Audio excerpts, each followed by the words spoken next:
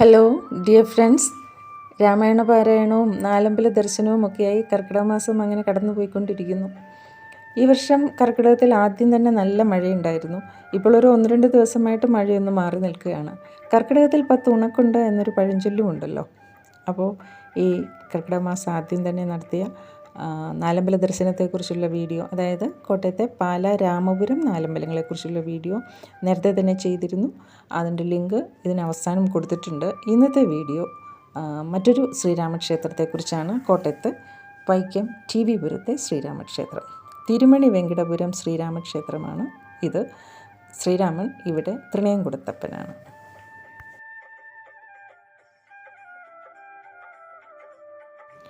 ക്ഷേത്രത്തിനുള്ളിലേക്ക് പ്രവേശിക്കുന്നതിന് മുൻപ് നമുക്ക് ക്ഷേത്രത്തിൻ്റെ മൂലസ്ഥാനത്തേക്കൊന്ന് പോയി വരാം. നോക്കൂ, വേമ്പനാട് കായലിൻ്റെ മനോഹരമായ പശ്ചാത്തലത്തിലാണ് ഈ ക്ഷേത്രം സ്ഥിതി ചെയ്യുന്നത്. ഈ കായലിലെ ഒരു തുരുത്തുണ്ട്, വിളക്കുമാടം എന്നാണ് അറിയപ്പെടുന്നത്. പണ്ട് ഈ ഭാഗത്തുകൂടെ ധാരാളം വഞ്ചികളും മറ്റും കച്ചവട ആവശ്യങ്ങൾക്കും മറ്റുമായി കടന്നു പോകുമായിരുന്നു. അപ്പോൾ അവർക്ക് വഴികാട്ടിയായി ഈ കാണുന്ന തുരുത്തിൽ ഒരു വിളക്കുമാടം സ്ഥാപിച്ചിരുന്നു. ഇന്നും ആ വിളക്കുമാടത്തിൻ്റെ അവശിഷ്ടങ്ങളൊക്കെ അവിടെയുണ്ട്.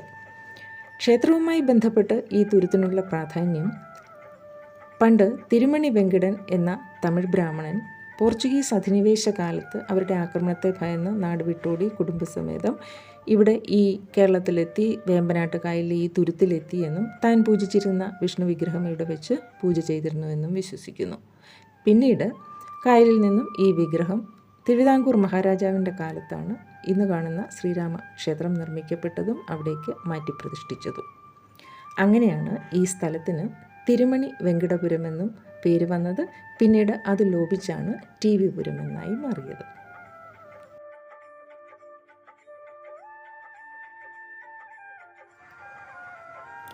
ഇനി നമുക്ക് ക്ഷേത്രത്തിനുള്ളിലേക്കൊന്ന് പോയി വരാം.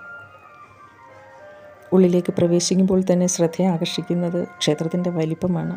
അതുപോലെ വിശാലമായ ക്ഷേത്രാങ്കണവും. വലിയ ആനക്കൂട്ടലും കൊടിമരവും കടന്ന് ഉള്ളിലേക്ക് ചെല്ലുമ്പോൾ അസാധാരണ വലിപ്പമുള്ള ബലിക്കല്ല്,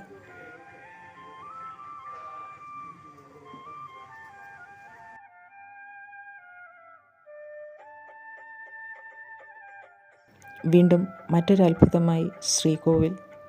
തടിയിലും കല്ലിലും കൊത്തുപണികൾ ചെയ്ത് പുരാണ കഥകൾ മനോഹരമായി ആലേഖനം ചെയ്ത് സമചതുരാകൃതിയിൽ നിർമ്മിച്ചിരിക്കുന്ന ശ്രീകോവിൽ കണ്ണെടുക്കാതെ നോക്കി നിന്നു പോകും. ഇവിടെ ശ്രീരാമൻ ഖരനിഗ്രഹം കഴിഞ്ഞെത്തിയ ഭാവത്തിലാണ്. 6 അടി ഉയരമുള്ള വിഗ്രഹം പാതാള അഞ്ജനശിലയിൽ തീർത്ത് പഞ്ചലോഹത്തിൽ പൊതിഞ്ഞ് ആണ് സ്ഥിതി ചെയ്യുന്നത്. കയ്യിൽ ശംഖ്, ചക്രം, ഗദ, പത്മം എന്നിവയുമുണ്ട്. ഉപദേവതമാരായി ഇവിടെ ശ്രീ പരമേശ്വരൻ, ഭഗവതി, അയ്യപ്പൻ, ഗണപതി, ഹനുമാൻ, സർപ്പസങ്കേതം അങ്ങനെ എല്ലാവരുമുണ്ട്. കേരളീയ വാസ്തുനിർമ്മാണ വൈദഗ്ധ്യത്തിൻ്റെ ഉത്തമ ഉദാഹരണമായി നമുക്ക് ഈ ക്ഷേത്രത്തെ കാണാം.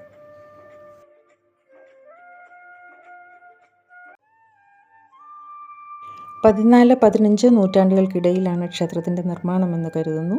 ക്ഷേത്രത്തിൻ്റെ താന്ത്രിക അവകാശം മോനാട്ടുമനയ്ക്കാണ്. ക്ഷേത്രം ഇപ്പോൾ തിരുവിതാംകൂർ ദേവസ്വം ബോർഡിൻ്റെ കീഴിലാണ്.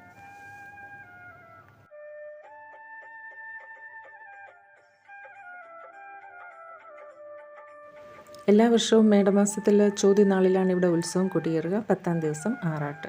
കൂടാതെ ശ്രീരാമനവമി ഇവിടെ വളരെ വിപുലമായിട്ട് ആഘോഷിക്കപ്പെടുന്നുണ്ട്. പിന്നെ ഈ കർക്കിടക മാസം രാമായണ മാസമായി ആചരിക്കപ്പെടുന്നു. അങ്ങനെ എല്ലാം കൊണ്ടും ഭക്തി നിർഭരമായ ഒരു അന്തരീക്ഷമാണ് ഈ ക്ഷേത്രത്തിലെത്തിയാൽ നമുക്ക് അനുഭവപ്പെടുക. അതിൻ്റെ ഏറ്റവും വലിയ പ്രത്യേകത, ഈ ക്ഷേത്രം ഇരിക്കുന്നത് തികച്ചും ഗ്രാമ്യമായ ഒരു അന്തരീക്ഷത്തിലാണ് എന്നുള്ളതാണ്. വേമ്പനാട്ട് കായലും അതുപോലെ തന്നെ സുന്ദരമായ ഗ്രാമപ്രദേശം. ആലപ്പുഴ കയർ വ്യവസായം, അതുപോലെ കച്ചവടം, കൃഷി അങ്ങനെ എല്ലാറ്റിനും പേരുകേട്ട ഒരു പ്രദേശവും കൂടിയാണ് ഇത്.